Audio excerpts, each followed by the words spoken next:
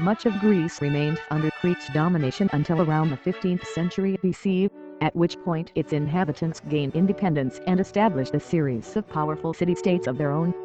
The era marks the transition from the Middle Helladic to the Late Helladic periods, and it was an incredibly important time of development in Greece. It has been estimated that 40 to 50 boars would have to be killed to make just one helmet. The most elaborate examples were probably worn by high-ranking warlords. Some of these unique helmets were decorated with a crest, horse tail, or horns, and sometimes the front and back was adorned with various materials, in most cases probably feathers.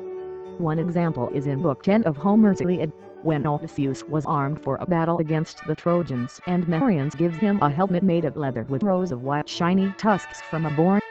Homer even suggests that boar hunting was a part of the warrior culture.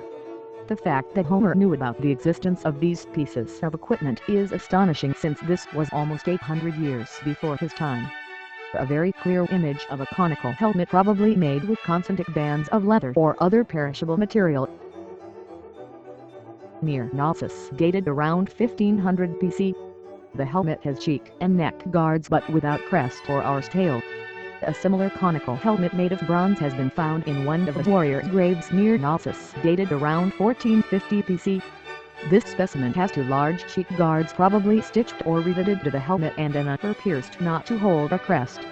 Small holes all around the cheek guards and helmet lower edge were used for attachment of an internal padding, more likely made of linen, felt or leather. About 50 boar tusks and two bronze cheek guards have been found in Tomb 18 of Denver, together with a complete suit of armor dated between 1450 and 1400 BC. This finding attested that composite helmets made of different materials or elements were also used. At Mycenae, as one approaches and passes through the Lion Gate erected 1250 BC, the wideness and grandeur of the prehistoric castle's entrance also leaves a lasting impression.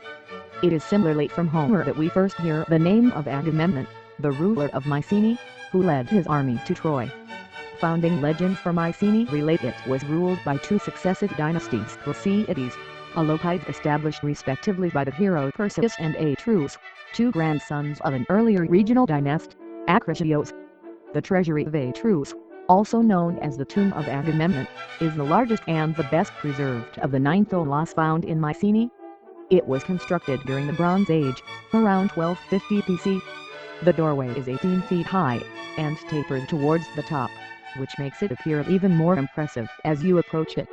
The lintel is made of two massive blocks of stone. The one which faces the interior is curved to follow the shape of the tholos, and it is estimated to weigh about 120 tons. The funerary chamber is over 44 feet high, and over 48 feet wide. When it was constructed, the stonework was decorated with bronze rosettes and motifs attached with nails. When you go inside the Tomb of Agamemnon, you'll also see another passage which leads into a smaller room which is rectangular. Experts are not in agreement as to what this room was used for. Some think it was the actual treasury, others suggest it was where the head of the family was buried.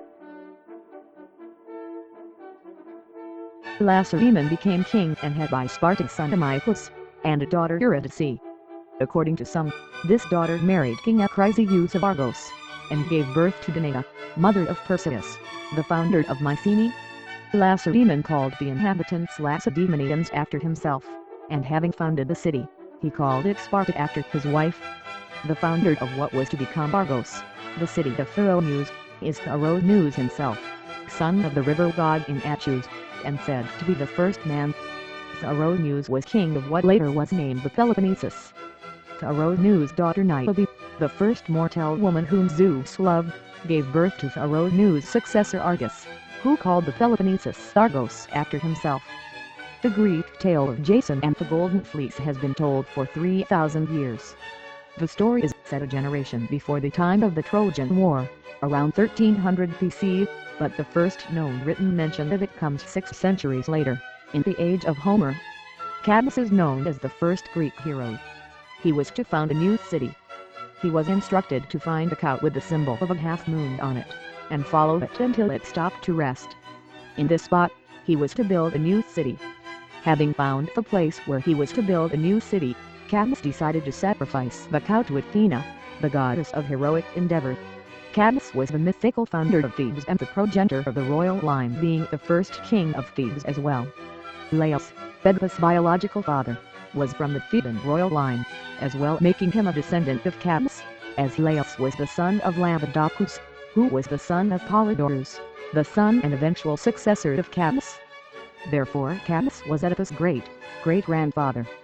Based on the well-known ancient Greek myth surrounding King Oedipus of Thebes, 7 Against Thebes centers on this rivalry between Oedipus and Polynices, the two sons of Oedipus. The outlandish and savage 7 who threatened the city has traditionally seemed to be based on Bronze Age history in the generation before the Trojan War. Most classical sources place the life of Theseus between 1273 BC and 1223 BC, a generation before the Trojan War. Theseus' sons Demophon and Acamas were said to have been among warriors who hid in the famous Trojan horse.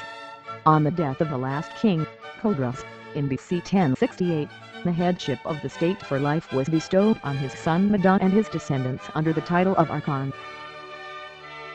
According to myth, the first kings of Corinth were descendants of Sisyphos. This ancient city, whose foundation dates back to the same era, could easily compete in terms of wealth and fame with Athens and Thebes.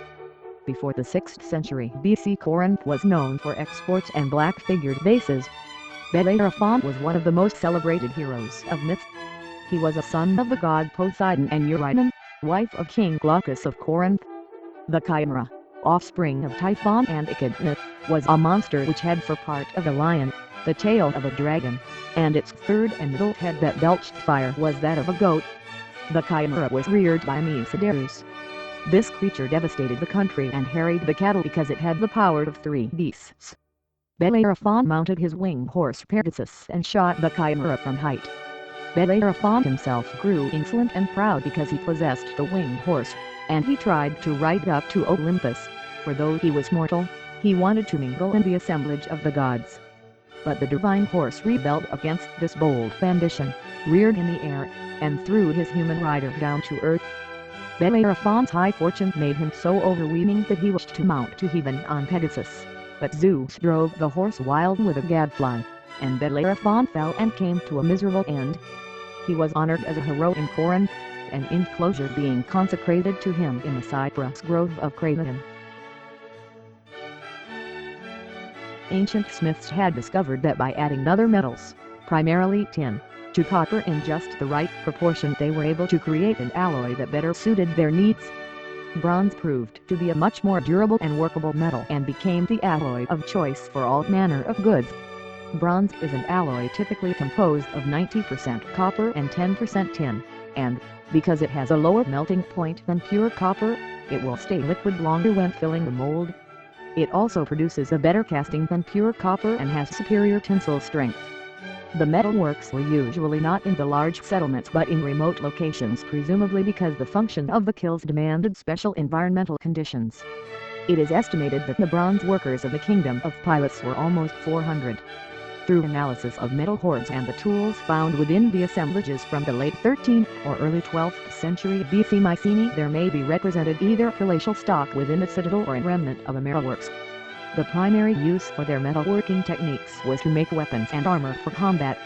The style of weaponry normally employed would be much less elaborate, however it would be crafted with the same techniques.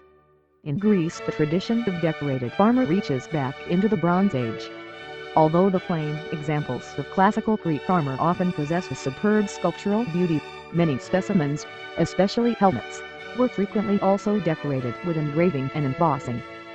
The breastplate and backplate cuirass were often embossed to mimic the anatomy of chest and back.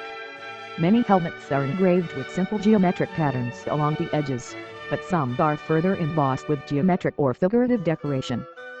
The Greeks usually protected only their heads, torsos, and lower legs with armor of hammered bronze sheet, while the lower leg defenses are mostly undecorated and simply shaped to closely fit the limbs.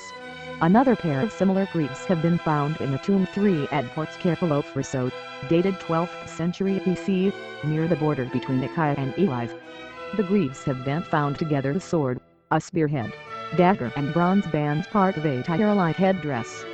Very interesting frieze decorated with several circles of small bosses are from a chamber tomb, dated 11th century BC, excavated in the south slope of the Athens Acropolis. It is enough to say that the armor of the inhabitants of Greece of the Bronze Age was entirely different from that of the Hellenic period. Historians believe Corinthian helmets were the first to be used by the ancient Greeks. Corinthian helmets took their name from Corinth, which was one of the largest and most important cities in ancient Greece.